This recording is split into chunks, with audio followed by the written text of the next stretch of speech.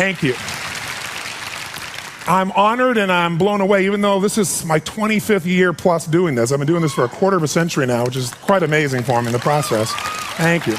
And I've had the privilege now of working with more than 3 million people live in events from more than 80 countries around the world. So at this stage, I got to tell you something. I could be an idiot and I would know that there are certain patterns that cause people to be fulfilled, to be happy, to fit, to be strong, to feel alive, to be vibrant, to have passion in their life, to do well financially, but even more importantly, emotionally, psychologically, spiritually, in their health and their relationships.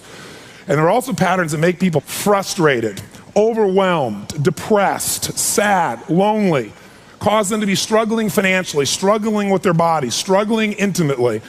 And those patterns, they're not because there's something wrong with somebody, it's because of a pattern that we're doing.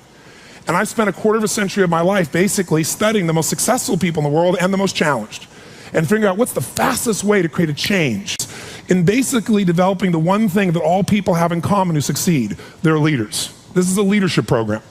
Because I don't care what style you are, I don't care if you're a mom, if you're a great mom, you lead your child, you're not led by your child.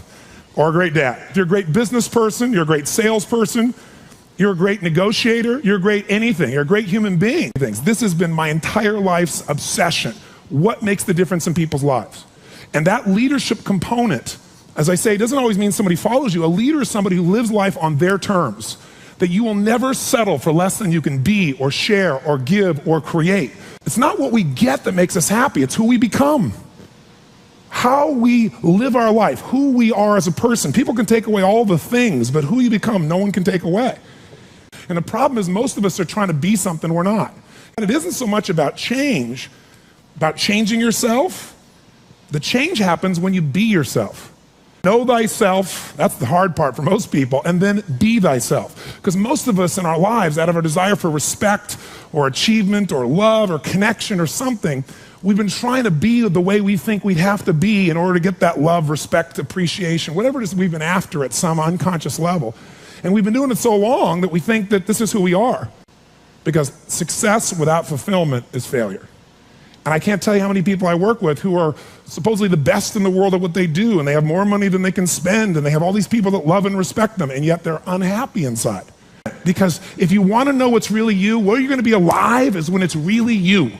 And you may think you know who you are because you've been living a certain way, but I'll tell you how you'll know. You'll feel euphoric, you'll feel strong, you'll feel unlimited, you'll feel free. I have seen, out of 3 million people around this earth in 80 countries, I've seen just about anything you can see, and there are only so many patterns. And what you're going to find underneath all of this behavior is we have the same needs. There are 6 human needs we're going to review tonight. When you understand what those needs are and which ones you're focusing on, you start to understand why people do the crazy things they do, including you and I. And you begin to understand, hey, there might be a better way to meet my needs, and I don't have to get caught up in this game of stress and frustration and upset, or I could really help this person I care about, because I could see what's really going on. Part of what we want to accomplish here as leaders is we want to become practical psychologists. We want to understand what's really going on so we can help, so we can make a difference, so we can transform. So yes, of course you can do better in your business, because the more you understand about what people need and want, the greater you're going to be, the better manager, better leader, the better mom or dad, the better friend. And there's a better you that's available when you understand what's driving you. But most of us are running patterns over and over again, and we want to free that up. To free it up, we got to break the pattern. We got to do things that are different. So we're going to do something different. I'm not here because I believe in positive thinking. If you think that's what I believe, you don't know much about me. I'm not one of those people that believes you're supposed to go to your garden and chant, there's no weeds, there's no weeds, there's no weeds, there's no weeds. There's weeds right there. All right, that's what I believe. Here's what I believe. I believe that if you really want to be effective, you got to tell the truth. The more you can cultivate that sense of wealth, that sense of abundance in you, the more you can feel that sense of joy, the more easy it's going to be for you to do financially. Because you're not going to be in this scarce, fearful mode. Now that's not enough by itself. You can have this great sense of abundance and do the wrong mechanics and be a disaster. True or false? But if I had to have an area to get you started with, you want to have the emotion and psychological strength, because that's going to carry you through when the mechanics are boring or frustrating, or when things aren't working out. Your emotion, your psychology is what will carry you. It'll get you to keep doing it. Everyone knows, if you've done any studies, Dr. Seligman is very famous for doing studies on optimism. And in those studies, you know what he found out? People that are pessimists are much more realistic. They're much more accurate. If you give them a test and you ask them to look at something and give you a size measurement of it, or to evaluate their own success or failure in a task, in every study Seligman's done, he did it in the University, I think Pennsylvania if I remember correctly originally, what he found was that optimists always see themselves as doing better than they really did. They basically BS themselves. What happens to pessimists, they're 10 times more accurate. But here's what he found out. What he found out is because the people who are accurate never push themselves because they know it's never going to work anyway. Whereas the optimist sees it better than it is, so they keep doing it. Because they have the illusion they did well, I'll do even better next time. And because of that optimism, they did it more often, and so optimists succeed at a 4 to 5-fold, depending upon the task, result ultimately beyond anything that a pessimist will do, and they're not as accurate. All that's a big way of saying is, if you can develop a psychology of resilience in yourself, you don't have to be optimistic or fake, you can be real. The realness is, whatever shows up, you are larger than anything that can happen to you. You are larger than any financial challenge you could ever face. Initially, we'll say, well, look at their houses, look at their homes, and they don't really have electricity, they don't have this, but they don't feel poor. It's your identity. The way you define the wealth determines whether you're wealthy or not. So are there enough things for you, knowing that 2/3 of the planet lives on $2 a day, that you could get yourself to really feel grateful, yes or no? Yes. How much of your life do you get benefits from today that you never had to create? Think about it. Like I said, the roads you ride on, the library, the books you didn't have to write, right? The internet that you can access in seconds and get answers just about anything. The people in your life that you didn't have to raise, but are there for you. Think about all the different aspects of your life. If you want to be wealthy, all you have to do is associate. So before we do the financial part, because financial independence is different than wealth. Wealth is that state of mind. Financial independence is being in that position where you don't ever have to work again. That if you work, you do it because you really want to. Now, I'll give you a clue. If you get financially independent and you don't work, you'll be miserable. I can't tell you how many friends I have that sold their company, made $50 million. One man made almost $1 billion and was really excited for a while. But after a while, it was like bored. His vehicle of his business gave him a sense of contribution, and he was always growing, figuring out how to solve problems, and he had all the people he was connected to in the business, all the employees and friends and associates. So I want to tell you, I'm not just saying this as some little positive thinking technique. I'm telling you, this is the secret, the real secret, to shift it inside of you and to add the real value. Most people are trying to pursue something in the future that they already have. I want you to think of what it is you think you want that will make you wealthy or financially free. By defining the game in a winnable way, a certain amount of money that we meet, and that covers what we're going to call financial security, which might be your housing, your cars, your food, and basic entertainment. How many would feel rich if you didn't have to work, if your investments alone, the income from your investments, the income, covered those 4 items, your housing for the rest of your life, your food, right, your travel, and some entertainment? How many think that would feel pretty good? Say aye. And by the way, that number is way smaller than what most of you think of when you think about being financially independent, which is everything covered without working. So why not get the first one down pat? And you're going to know exactly what that number is for you and what it's going to take for that number where you don't have to work to meet it. Then we can look at financial independence, where you don't have to work and everything is covered. Then we go to financial freedom. You don't have to work and everything you can think of is covered. Anything you ever want to do for yourself or others, those you want to give. That's a different level, isn't it? And most people think of financial freedom, they come up with this gigantic number that if you even figured out everything you want, it's nowhere near as big as you think. Oh, we're living in a society where nobody moves anymore. What do we like today? How do people get injured today? They don't get injured smashing into people playing football and everything else. They get injured typing, right? You know, picking up a pencil. They're really, That's how people get hurt today, because we don't use everything anymore. We live in a box. Think about it. Think about our lives today and how different it is than maybe the way we were formed to be made, to run, to hunt, to create, to procreate, to raise our children, to move, to farm, to do all the things that made us use all of our body. Today, what do? You wake up and you have this box life. You have a box breakfast, right? You get in your box car, you drive to your box office, you load up a box elevator. You don't use the stairs, of course, right? You go to your box office where you type on a box, talk on a box, right? Go into a box room for meetings, right? Sure enough, got a little box you can type on, listen to music on, box, have your box lunch, drive your box home, or get in the train or subway, and another box home, get home to your box, and then turn on the box, type on a box, message on a box, and maybe go get a cylinder to change your state, right? Maybe.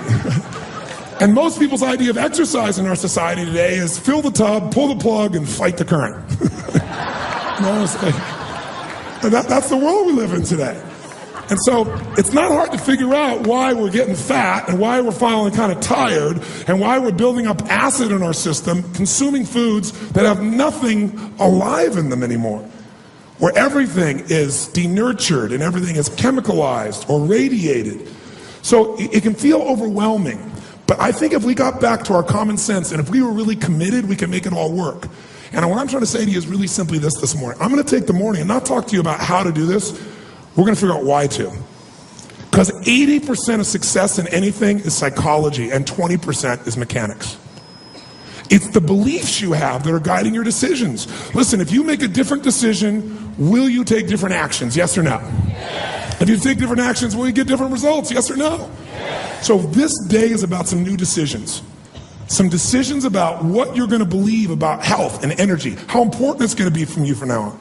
What's going to be a must for you versus a should for you.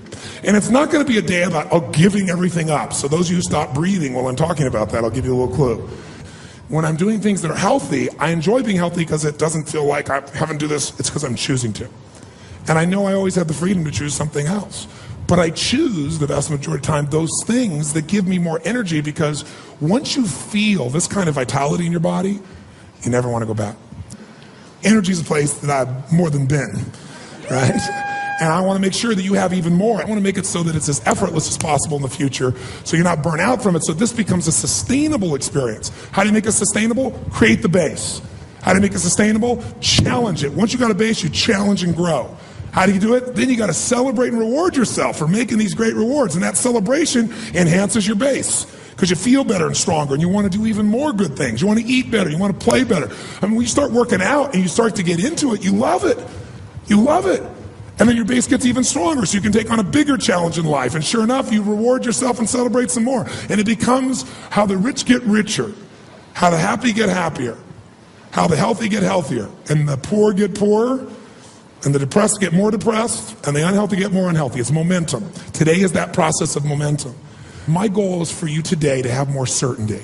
Certainty that you have the answers that can guide you, and that there will be challenges in your environment. There are going to be environmental challenges. There are going to be all kinds of things you'll face, but whatever it is, you can handle it. And I'm hoping that as a result of today, you'll not only make a difference in yourself, but you'll own this so much that you won't have to lecture anybody. They'll come to you and go, oh God, you have so much more energy. You look so much better. You lost this. How'd you do it? And you'll both say, let me tell you. And you will be a person who's a force for good that'll pass it on to the people. So my goal today is to plant seeds so that you not only get this, but this spreads to other people. Hi, I'm Tony Robbins. Hi, I'm Sage Robbins. A lot of people have relationships where they've settled and they've gotten themselves in a place where it's a friendship, you know, a pat on the back, a little kiss on the cheek, but there's not that aliveness anymore. And oftentimes we're told, well, that's what you're supposed to expect after a period of time. Because it isn't about time, it's about triggers and knowing those really are. And the other thing we just want you to know is this is really about how to be happy. Because, you know, so many people in life have these dreams and goals, and then they get them and they're unhappy. And when you travel around the world, here's what you find. I don't care what background people have, what their religious belief is, what level of success or challenge they have in their life. People want happiness. They want joy. They want to feel good about their life. They want a sense of meaning, that there's love and passion there. That maybe there's something in your life that you've done that you know has made a difference for someone you love. Nothing feels greater than that. And also knowing someone loves you so much, they're so passionate for you, that your life has a different level of meaning. But as important as this area is, for most people, this is the area they master the least. Most of us run to work, or we run to business, or shaping our bodies or our kids because it's safer and we have control. But this is an area that if you take charge of yourself, and if you understand the dynamics of men and women in relationship, you can make changes in minutes that maybe you've tried to make for years and really not been able to experience. Our goal is to give you the resources to take whatever you've been talking about, whatever you've been dreaming about, or as great as your relationship is, to the next level, where love and passion is a daily experience. So we thank you, and we're going to begin this process. Thank you for joining us. Maybe one day we'll meet you personally at a program, but until then, God bless. Just stay on the line, and pretty soon you'll meet Jen and Paul, and you'll see what it's like to be able to come back from the edge. God bless, and we'll look forward to meeting you soon. Live with passion and love. And love.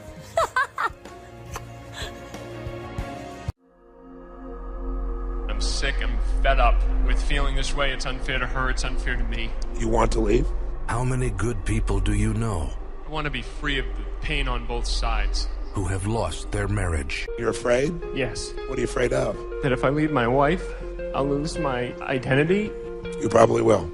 In fact, it'll be worse than that. Do you have kids? Yes. You'll feel them hating you at times. You'll lose a lot of money, more than you think. He's going to have another guy bring up his kids. This is my wife. Paul buries himself in his work. Jennifer has such great love for her children, her sister, and her family that Paul feels 5th, 6th, or 7th place. How much love do you feel from your family? 0 to 10. 10. You're talking about your father. No, I lost my father a year ago this week. More uncertainty, huh? You were his little baby girl. Definitely. What did he say about you? That I was perfect. That bastard told her he was perfect. The only person that made me feel really great was my dad. Now she's wondering why she's losing her husband and having to get all her love from her kids and her family.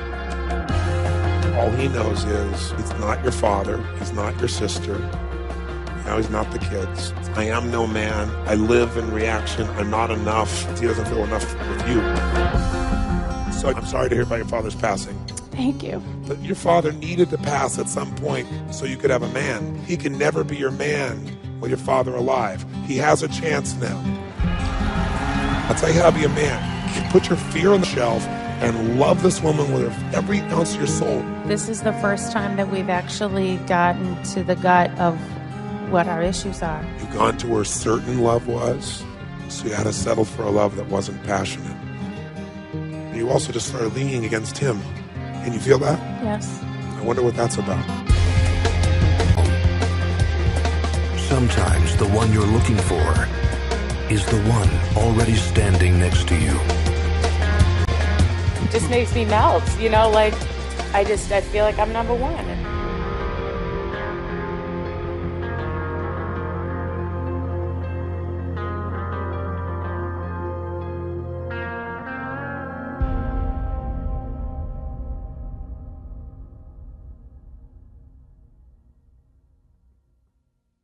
RPM planning is a way to maximize the results of your life and maximize your sense of fulfillment and joy.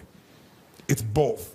In order to do that, we got to change what we focus on from the question of what do I have to do to what's my outcome? What do I want? What's most important to me? What's the result I'm committed to getting?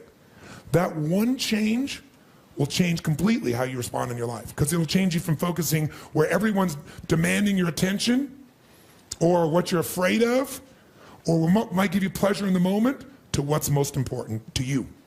And those, by the way, are the 3 things that get our focus. If we don't discipline ourselves, what gets our focus? Something we're afraid of, something will give us pain. What's the second thing that gets our focus if we don't pay attention? Something will give us pleasure. It's like, you know what, I'm so stressed out. Oh, that chocolate's looking good. Oh, that, I'm going to go over to have my little coffee, my smoke a mocha doka, cream this thing and that thing, and I'm going to escape for a few moments. Because the focus is how to feel good. How to not feel bad, how to feel good. What's the third thing that gets your focus? Other people's demands. It's not necessarily there are more demands, it's just that we're accessible to more demands. And if you don't know what you want, and you don't know why it's a must for you to achieve it, and you don't have a plan, I can promise you something. You're going to fit in everybody else's plan. And you're going to wonder why you're stressed. And you're going to wonder why I'm not fulfilled. What is time? How do you know when it's a long time? Or how do you know when it's a short time? It's not because it's 10 minutes or 10 hours. How many have been in 10 hours and time flew because you loved what you were doing, didn't have any sense of time whatsoever? How many have had that experience? Say aye. How many have had 10 minutes feel like 10 years you want to kill somebody to get out of the situation? So what is time? Time is emotion. Got to remember that. Time is emotion. What you're really managing is emotion. Another word for that would be meaning or fulfillment. Focus is power, but you got to take it. Take it back. Take back that power. And you got to know when you do have that focus, how to chunk it, how to group it so you're not overwhelmed. Let me show you how to make it simpler. When mass information is coming at you, you get overwhelmed. Most of us are great deletion creatures. We delete most of life. Right now, there are millions of things around you could be focusing on, thinking about, giving meanings to, making decisions about what to do. Millions. And when you think about what it's going to take to do something, usually it takes a lot, and you're not going to want to do it. So I'll do it when? Later. As my Australian friends would say, later. Right? And of course, the problem with doing it tomorrow is when you get to tomorrow, tomorrow is today, and tomorrow never comes. So, and you keep promising yourself. By the way, what does this do to you emotionally when you keep breaking your own promises with yourself? Or you keep failing to do things that you know are important? Does it increase your level of certainty and confidence? No. What it does is it erodes it. And when you erode confidence in one area, believe it or not, it affects the other areas too. Do you believe me on that? Don't believe me. What about your own life experience? Maybe not one area, but it starts to be multiple areas. It sure does. Another reason why somebody doesn't exercise or do anything is because they don't just chunk it too big, they chunk it in too many details. So remember this. Remember this. Change is never a matter of ability. It's always a matter of motivation. I'll say that again. Change is never a matter of ability. It's always a matter of motivation or drive, having strong enough reasons. If you got a strong enough reason, you could figure out the time, couldn't you? So the biggest part of life and time management is knowing what you want and having enough reasons to follow through. But there is one more piece. If you make enough reasons to follow through and you know what you want, but you make the task overwhelming, you'll be overwhelmed. What you focus on, you feel. What you feel, you are moved to somehow actuate. But if you only focus on what you don't want or what's stressful in your life, what you can't control, or what you screwed up on, or what you messed up on in the past, not going to get where you want to be. Chunking is power. You don't want to over-chunk where you're trying to bite the whole darn thing together. You also don't want to under-chunk where you make a million pieces of something. What is chunking? It's taking all that's coming at you and putting it into idealized size groups that your mind can handle. See, science has proven the human brain, consciously, we can only handle what they call 7 ± 2 chunks of information. It's a term that they describe in science, that human beings can only handle 7 ± 2 chunks of information at one time. This is life and enterprise management. And so as a result, we want to make sure we work on both. We want to create a system that allows you to succeed in both areas, life and your enterprise. So what I want to really make sure that comes out of this is an evaluation of what your real gifts are that are going to fulfill you.